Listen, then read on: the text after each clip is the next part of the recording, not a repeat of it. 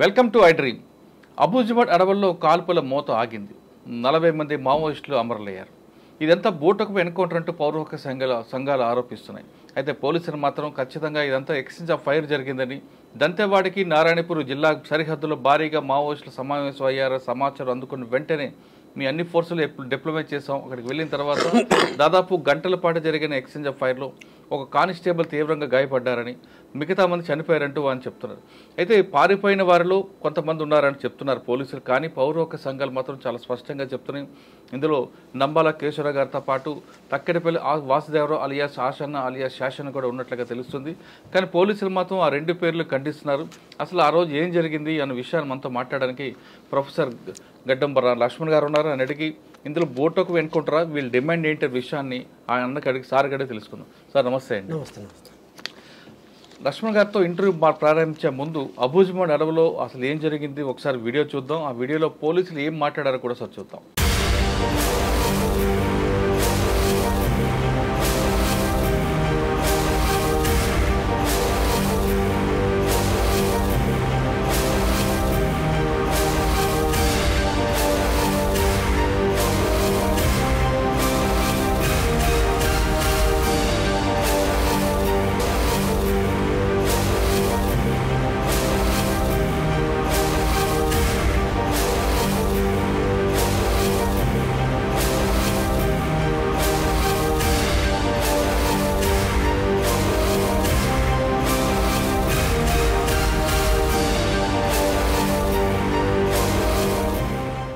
दिनांक 3 अक्टूबर को अबूजबाद क्षेत्र जो कि जिला दंतेवाड़ा एवं जिला नारायणपुर का सीमावर्ती क्षेत्र है, जिसने बड़ी संख्या में नक्सलियों की उपस्थिति की सूचना प्राप्त हुई थी। इसी सूचना पर से जिला दंतेवाड़ा से डीआरजी एवं बस्तर फाइटर तथा जिला नारायणपुर से डीआरजी और एसटीएफ का संयुक्त बल नक्सल गश्त सर्च अभियान हेतु रवाना किया गया था कि कल दिनांक 4 अक्टूबर को लगभग दोपहर के समय ग्राम थुलथुली के जंगल पहाड़ी क्षेत्र जो कि थाना बारसूर जिला दंतेवाड़ा तथा नेंदूर ग्राम के पहाड़ी जंगल जो कि थाना ओरछा जिला नारायणपुर के क्षेत्र के अंदर आता है, दोपहर में नक्सली और पुलिस के बीच में मुठभेड़ हुई तथा कल शाम तक मुठभेड़ जारी रहा और मुठभेड़ समाप्त होने के पास आसपास के एरिया में सर्च अभियान चलाया गया। इस सर्च अभियान में कल रात तक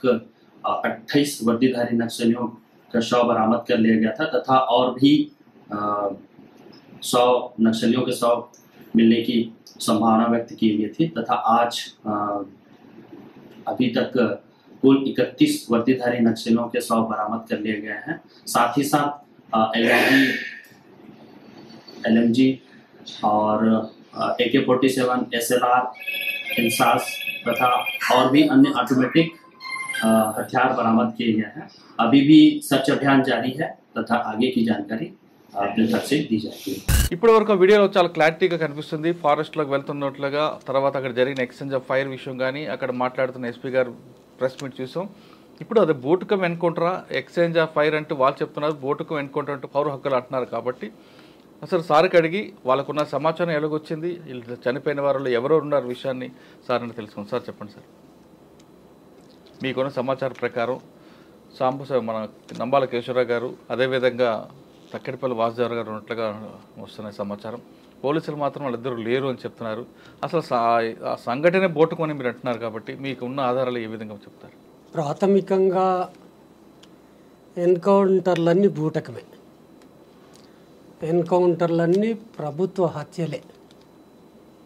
ఏదో పోలీసు వాళ్ళు ఉద్యమకారుల మధ్యలో వైరానికి సంబంధించిన అంశం కాదు ఇది.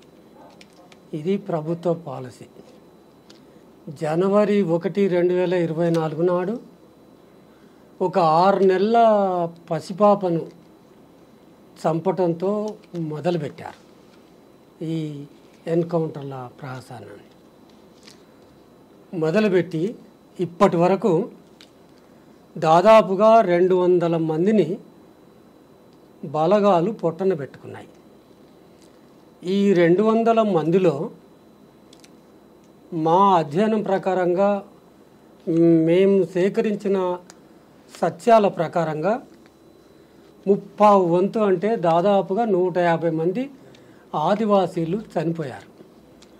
నిస్సహాయులు, నిరాయుధులు, అమాయకులు, ఉద్యమాలతో సంబంధం లేని వాళ్ళు ఆదివాసీలు చనిపోయారు. చేపలకు పట్టుకొనికి పోయిన వాళ్ళు, వలలేస్తే విప్పనికి పోయిన వాళ్ళు, గొడ్ల కాడికి పోయిన వాళ్ళు, వ్యవసాయం కాడికి పోయిన వాళ్ళు, తునికాకు పోయిన వాళ్ళను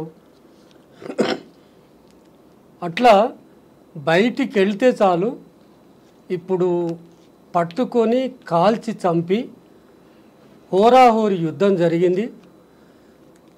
కాల్పులు ఆగిపోయిన తర్వాత మేము వెళ్తే ఎప్పటి స్టోరీయే. వెళ్తే అక్కడికి వెళ్ళి చూస్తే నక్సలైట్ల మృతదేహాలు పడి ఉన్నాయి, పెద్ద పెద్ద ఆయుధాలు ఉన్నాయి, అమ్యునిషన్ ఉన్నది అని ప్రకటిస్తున్నది. మా దృష్టిలో I categorically state it's not an exchange of fire as some police officers claim. No, not at all.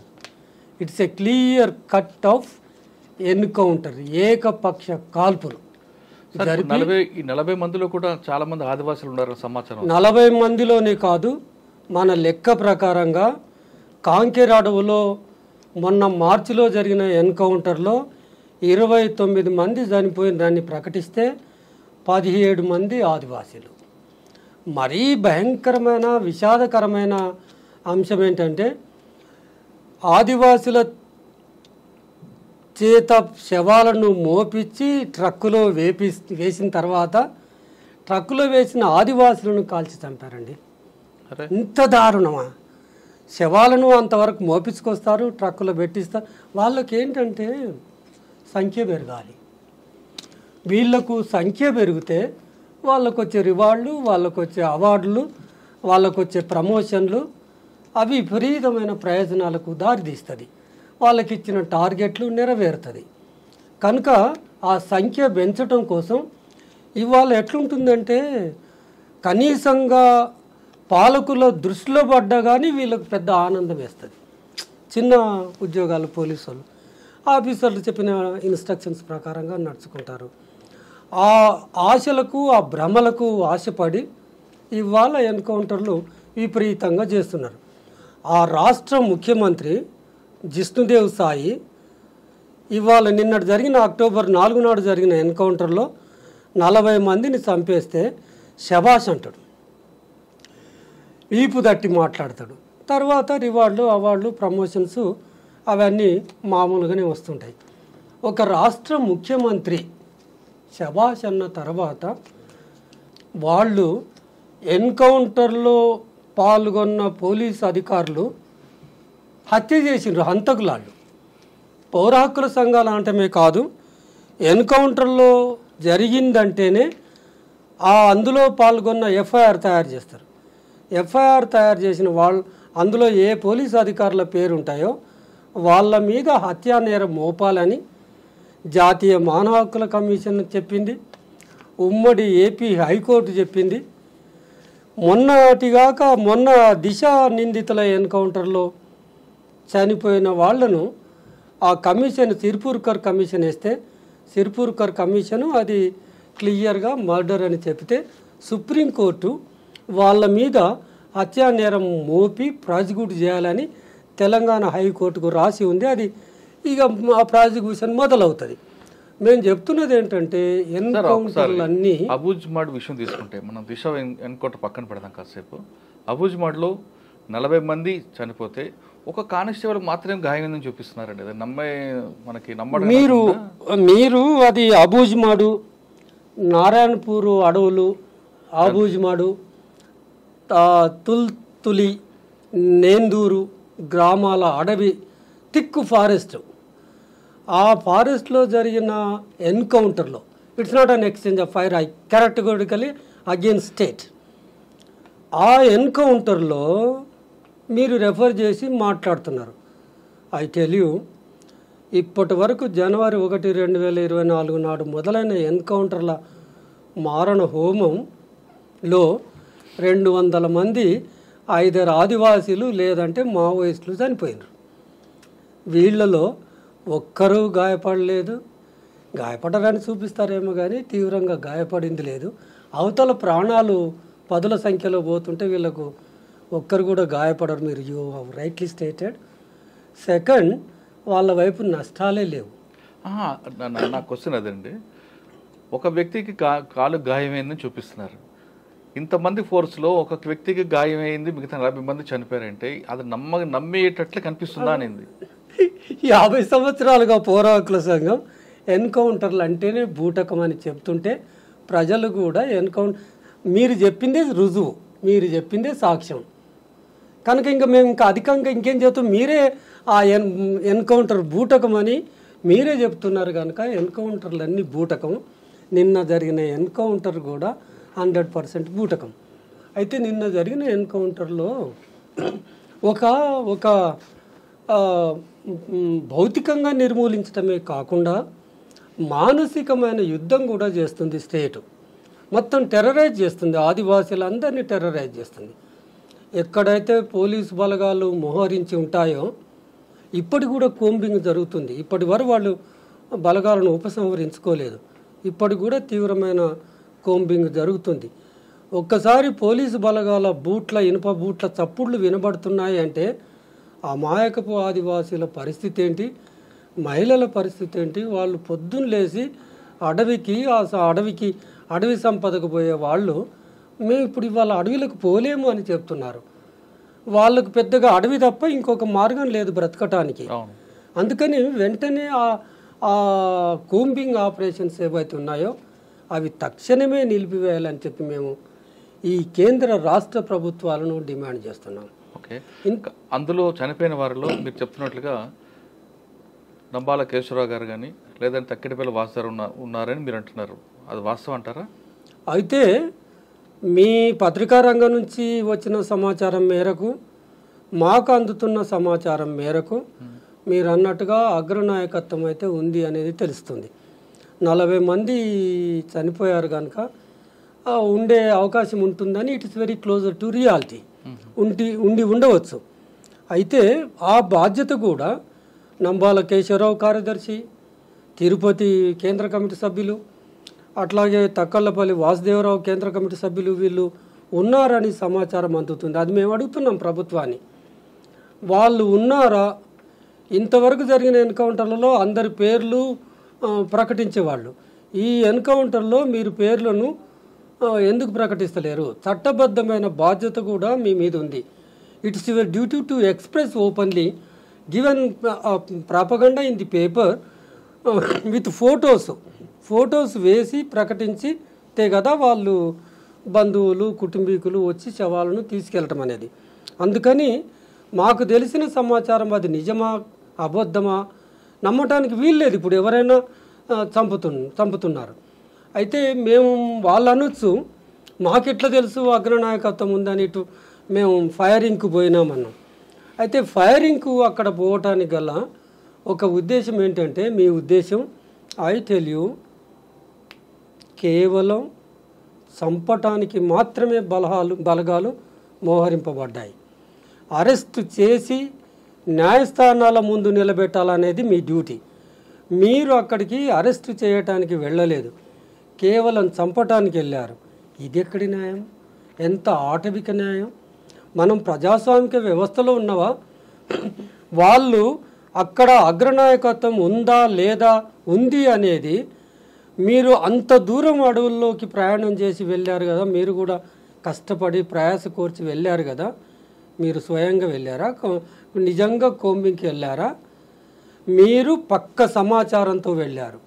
కేంద్ర రాష్ట్ర ప్రభుత్వాలు నయాన భయాన భ్రమలు ఆశలు సాధారణ ఆదివాసీలకు చూపెట్టి వాళ్ళను ఒక పటిష్టమైన ఇన్ఫార్మర్ వ్యవస్థను ఏర్పాటు చేసుకొని, కోవర్ట్ వ్యవస్థను ఏర్పాటు చేసుకొని, కోవర్ట్ల ద్వారా ఇన్ఫార్మర్ల ద్వారా వాళ్ళ మీద ఆధారపడి 2026 మార్చి 31 నాటికల్లా తుదముట్టిస్తానంటే మీరు చెప్పిన ఎక్స్చేంజ్ ఆఫ్ ఫైర్లో సాధ్యం కాదు. అది మేము చెప్తున్న బూటకపు ఎన్కౌంటర్లు, ఈ ఇన్ఫర్మేషన్ పొందిన ప్రాతిపదికన కొనసాగించే బూటకపు ఎన్కౌంటర్ల ద్వారా కొంత విజయం సాధించడానికి వెళ్తారేమో కానీ మీ ఇన్ఫార్మర్ ఎవరైతే ఉన్నారో ఈ నిన్నటి ఎన్కౌంటర్లో అక్కడ ఏ నాయకత్వం ఉంది అని కూడా చెప్పారు.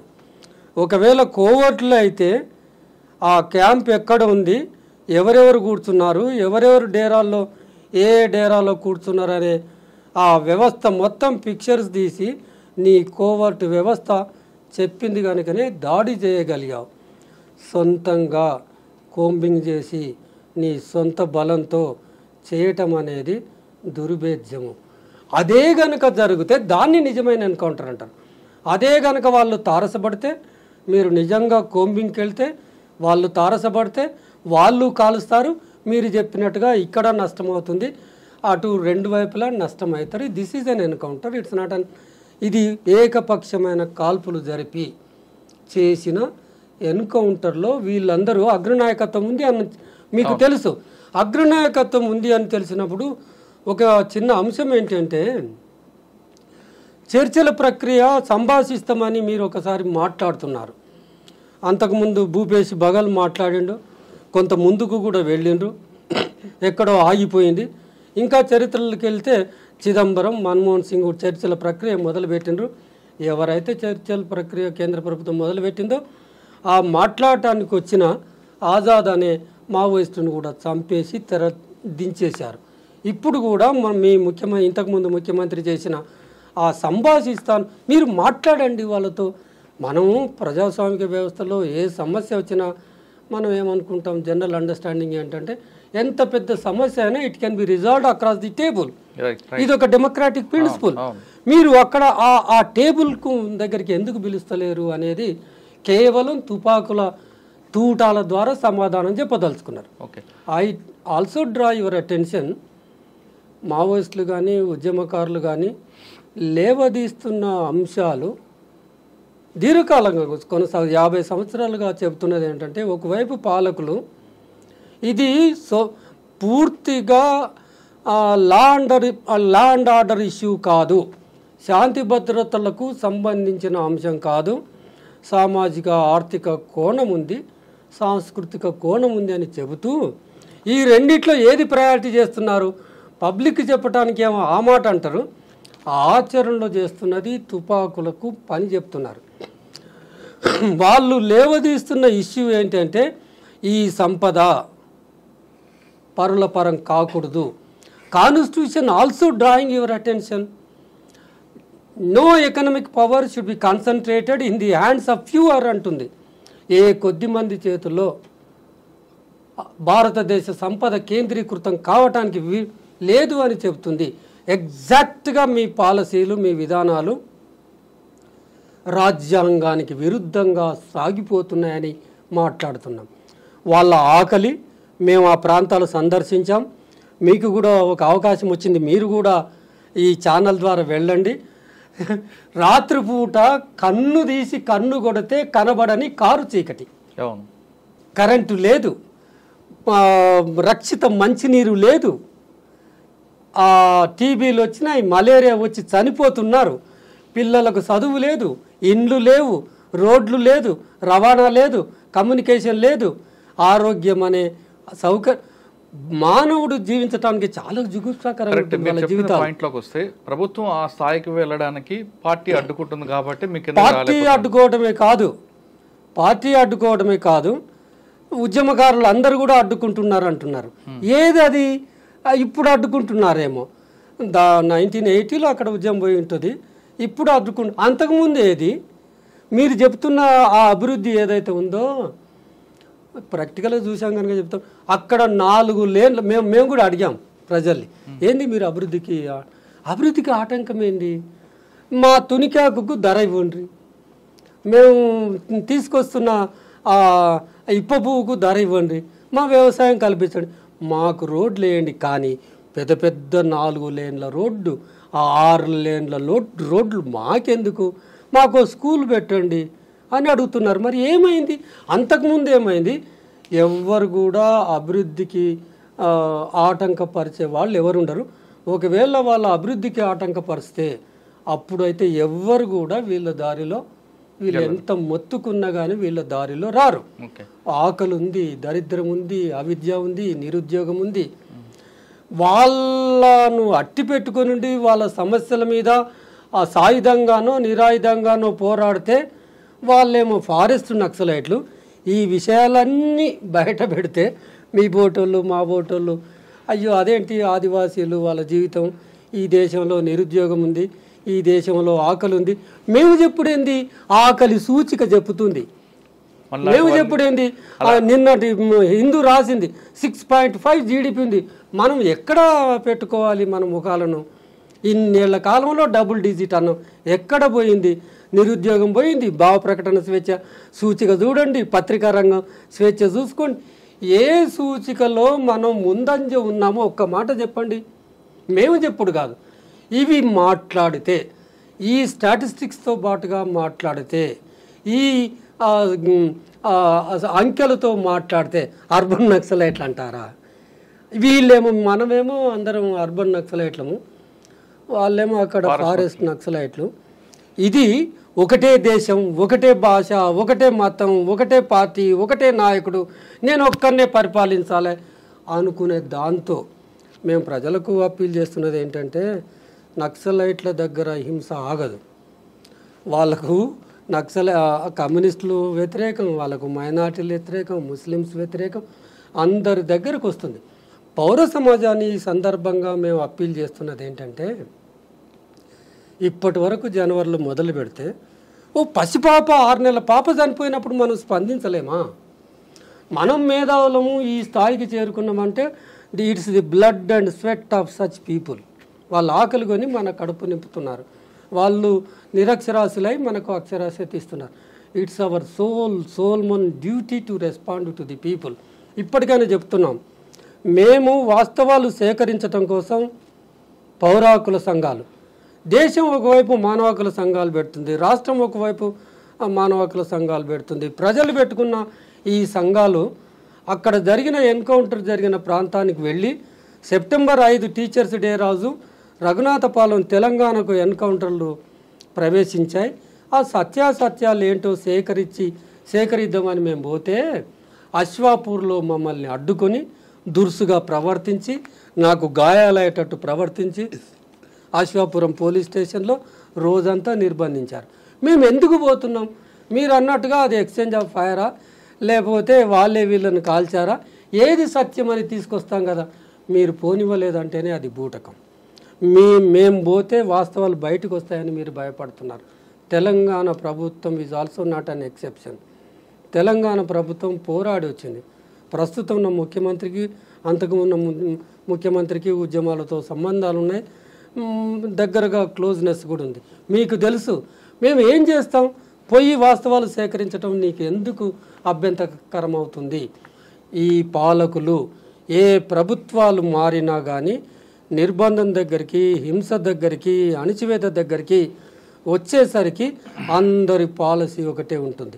కనుక మేము ఏం చెప్తున్నామంటే, హింస తప్పనిసరిగా ప్రతిహింసకు దారితీస్తుంది.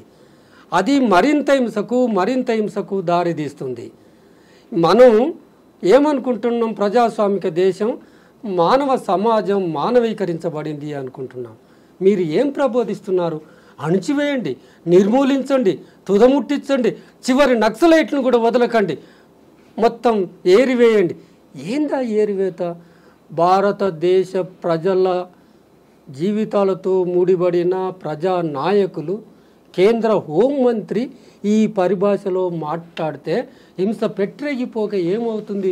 3 సార్లు ఆయన ఛత్తీస్గఢ్ ఈ 10 నెలల్లో 3 సార్లు పోయింది. అక్కడ వాళ్ళకు స్కూళ్ళు పెట్టండి అని చెప్పొచ్చిండు అనుకుంటున్నారా? అక్కడ వాళ్ళకి ఇండ్లు కట్టించండి, మంచినీళ్ళు కల్పించండి అని చెప్పొచ్చిండా? కరెంట్ ఇవ్వండి అని చెప్పొచ్చిండా? అణిచివేయండి. ఇది 2 వైపులో జరుగుతున్న నష్టం అండి. ఇప్పుడు కదా ఎప్పటి నుంచి జరుగుతుంది. అటువైపు పార్టీ వైపు నష్టం జరుగుతుంది, పోలీసుల వైపు కూడా చనిపోతుంది. వాళ్ళు కూడా మనలాంటి వాళ్ళకు కూడా హక్కులు ఉంటాయి. నా క్వశ్చన్ ఏంటంటే, ఛత్తీస్గఢ్ అడవుల్లో పూర్తిగా కాల్పుల మోత ఆగిపోవాలంటే ఇరు పక్షాలు ఏం చేయాలి? అంటే ఇప్పుడు ఈరోజు 30-40 మంది పార్టీ చనిపోయింది, పార్టీ వాళ్ళు. దీనికి రిటాలియేషన్గా అటువైపు కూడా రేపు జరగపోవచ్చు. దానికి కూడా ఎవరు అవును అనలేవు, కాదనలేవు, ఖండించలేవు. ఇది పూర్తిగా ఆగిపోవాలంటే పోలీసులు మనుషులే, అన్నలు నక్సలైట్లు కూడా మనుషులే, అందరూ మన దేశ పౌరులు, పక్క దేశాలు కాదు వీళ్ళు. దీనికి పరిష్కారం ఏమనుకుంటున్నారు? సుప్రీంకోర్టు కూడా చెప్పింది, ముక్కు నేలేసుకున్నది. ఇదేంటి సొంత పిల్లల పైన యుద్ధం ఏంటి? ఆపరేషన్ కగార్ అంటున్నారు, ఆపరేషన్ గ్రీన్ అంటూ మొదలు పెట్టారు. ఆపరేషన్ గ్రీన్ అంటారు, ఆపరేషన్ కోబ్రా అంటే రకరకాలు కాదు. వీళ్ళందరూ ఇటు నక్సలైట్లు అవ్వచ్చు, ఇటు పోలీసులు అవ్వచ్చు, అంతా మన భారతదేశం పౌరులే. మనం దీనికి పులి స్టాప్ పడాలి. అటువైపు జరగకూడదు, ఇటువైపు జరగకూడదు. అయితే సుప్రీంకోర్టు వ్యాఖ్యానించిన తర్వాత కూడా మీకు మతి లేకపోతే సొంత పిల్లల పైన యుద్ధం చేయటం అనేది సుప్రీంకోర్టు కూడా ఆర్మీ అనేది మనకి దేశానికి అవతల సరిహద్దులు ఉండాల్సిన ఇప్పుడు ఏంటి Indo Tibetan border security force ఉంది, సిఆర్పిఎఫ్ ఉంది, యుద్ధ ట్యాంకులు ఉన్నాయి, ఆర్మీ ఉంది, ఉండాల్సిన సైన్యం అంతా దంతెవాడలో బస్తర్ రీజియన్ లో ఆ సుందర్ రాజన్ ఆధ్వర్యంలో వీళ్ళందరూ మొత్తానికి ఆ మారణ హోమంలో పాల్గొంటున్నారు. దీనికి ఫుల్ స్టాప్ పడాలంటే మేము మొదటి నుంచి చెప్తున్నాం, అసలు ఉద్యమాలను తుపాకీ పెట్టి అణచివేయటం అనుకునేది సంకుచితమైన తత్వం. అట్లయితే ఎప్పటి నుంచో ఈ ఉద్యమాలు నడుస్తూ ఉన్నాయి. బీర్సా ముండా అక్కడి నుంచి ఉద్యమాలను తుపాకీతో పరిష్కరించలేరు. ఇప్పుడు కూడా ఈ ప్రభుత్వం ఏం చేస్తుందంటే వాళ్ళు లేవదీస్తున్న సమస్యలు, ఆకలి సమస్యలు, సంపద సమస్యలు, కార్పొరేట్ల సమస్యలు ఏవైతే ఉన్నాయో వాటిని పరిష్కరించే పని ఎవరి చేతిలో పెట్టారు అంటే ఆ డిఆర్జీ చేతిలో పెట్టారు. వాళ్ళు చేసే సమస్యలు మీరు ఫుల్ స్టాప్ అన్నారు కదా, ఏ కోరికలు అయితే, ఏ ఆకలినైతే, ఏ దప్పికనైతే, ఏ దౌర్భాగ్య జీవితాన్ని అయితే మీరు చూడాలి, ఒంటి మీద బట్టలు ఉండవు. ఏ సమస్యలు అయితే ముందల పెడుతున్నారో ఆ సమస్యలను పరిష్కారం కనుగొనండి. మేము మొదటి నుంచి చెప్తున్నాం, ఆకలిని అడ్రస్ చేయండి. ఆకలి లేదని లేదు, ఆకలి చావు. ఎవరైనా నాకు ఇప్పుడెక్కడిది ఆకలి అనొచ్చు, ఎవరైనా ఇప్పుడెక్కడిది కులం అనొచ్చు. అది మీరు పార్షియలే, అది ఉన్నాయి, వాటిని అడ్రస్ చేయండి. మొదటి నుంచి చెప్తున్నాం, వాటిని అడ్రస్ చేస్తే ఈ సమస్యకు కొంత సమాధానం కనుక్కునేట్టు. ఛత్తీస్గఢ్లో మీరు అన్నట్లుగా చర్చల ద్వారా దానికి పురుష పడుతుంది అంటారా? ఇప్పుడు ఒక్క చర్చలు కాదు, ఇప్పుడు నేను చెప్తున్న ఇష్యూస్ అన్నిటిని అడ్రస్ చేయాలి. అడ్రస్ చేయకపోగా ఇప్పుడు మీకు చెప్తున్నది ఏంటంటే ఆ సమస్య పరిష్కారం కనుగొనమని ఎవరి చేతిలో పెడుతుంది పాలక వర్గం అంటే డిఆర్జీ చేతిలో పెడుతుంది. డిస్ట్రిక్ట్ రిజర్వ్ గార్డ్స్ వాళ్ళు పూర్వాశ్రమంలో వాళ్ళు సల్వాజుడుముకు చెందిన వాళ్ళు. సల్వాజుడుమును కోట్లేసి మానవ హక్కుల కార్యకర్తలు కోట్లేసి రద్దు చేయించారు కనుక వాళ్ళను మళ్ళీ తీసుకొని మరో అవతారం ఏమిచ్చారంటే డిఆర్జీలు అని పెట్టిండ్రు. ఇవాళ భారతదేశ ఆదివాసుల సమస్య, ఆకలి సమస్య, పేదరికం సమస్య, దరిద్రం సమస్య ఎవరి చేతిలో పరిష్కారానికి పెట్టారంటే ఈ డిఆర్జీ అనే రాజ్యాంగేతర వాళ్ళకి జీతాలు కూడా లేవు. 10,000 ఇచ్చి ఆదివాసీలు 1,000 ఇస్తేనే ఆశపడతారు. 10,000 ఇచ్చి ఆశ చూపించి వాళ్ళ చేతులు పెట్టి వాళ్ళ చేతిలో అత్యాధునికమైన ఆయుధాలు పెట్టి కాల్చండి అంటే అదే కన్ను అదే చేతితో మొత్తం నష్టం. అంటే వాళ్ళ భుజాల మీద తుపాకీ పెట్టి కాల్పిస్తున్నారు. వీళ్ళు వాళ్ళ భుజాల మీద తుపాకీ పెట్టి కాల్పించి వీళ్ళు ఆనందం పొందుతున్నారు. అది కాదు, ఆ పాలసీలకు స్వస్తి పలకండి. నిజంగా అదొక మీరు చెప్పిన చర్చల ప్రక్రియ ఒకనొక అంశం, దాన్ని కూడా మీరు పరిగణలోకి తీసుకోవాల్సిన అవసరం ఉంటుంది. ముఖ్యంగా చిత్తశుద్ధి ఉంటే అడుగుతున్నది ఏంటి, ఆ దేశ సంపద ఇవాళ అభివృద్ధి నమూనా మోడల్ ఏదైతే ఉందో దాని నిర్వచనమే మారిపోయింది. గుట్టలు తవ్వాలి, అడవిని నాశనం చేయాలి. అజ్దేవాడిలో లక్షల కొద్దీ చెట్లను నరికేశారు. మన దగ్గరలో ఉన్న వికారాబాద్ దామగుండంలో చెట్లన్నీ నరికేస్తున్నారు. విధ్వంసానికి పాల్పడటమే ఇవాళ అభివృద్ధి అని చెప్తున్నారు. వేరే మోడలే లేదు అభివృద్ధికి. అందుకని వాళ్ళు వ్యతిరేకిస్తున్నది ఏంటంటే, ఇంకో ఉదాహరణ చెప్తా. నాగర్ కర్నూలు జిల్లా అచ్చంపేట దగ్గర బలమూరు మండలంలో మైలారం అనే గ్రామం ఉంది. 3 సంవత్సరాల కింద దాన్ని తవ్వుకపోవటానికి వచ్చిండ్రు. అట్లాగే నల్లమల అడవిలో ఆ డీబీర్స్కు అడవిని మొత్తం చిన్నాభిన్నం చేసేసి ధ్వంసం చేసి బూడిదతో తయారు చేసి యురేనియం తోకపోతారట. అందులో యురేనియం ఉందంట, బంగారు ఉందంట, డీబీర్స్కి అప్పచెప్పినారు, తవ్వుతున్నారు. ఎంత వినాశనం! ఇదా అభివృద్ధి? ఆ మైలారం అనే గుట్ట ఏదైతే ఉందో ఆ గుట్టను వాళ్ళు ఆ గ్రామ ప్రజలు, చిన్న గ్రామం, నల్లమల అడవిలో ఉండే గ్రామ ప్రజలు 3 సంవత్సరాలుగా మా మీదంగా మీ బుల్డోజర్స్ వెళ్ళిపోవాలని చెప్పి మహిళలందరూ అడ్డం పడి గాంధీ మార్గంలో మనం అంటున్న ప్రజాస్వామిక పద్ధతిలో పోరాడినారు. ఇప్పుడు పెద్ద పెద్ద వాహనాలు వచ్చి, ఆ జేసీబీలు వచ్చి, బుల్డోజర్స్ వచ్చి దాన్ని తవ్వటం 4-5 రోజుల కింద మొదలుపెట్టినట్టు నాశనం అవుతుంది. ఎవరైతే అడ్డం పోతున్నారో కేసులు పెట్టి అరెస్టులు చేస్తున్నారు.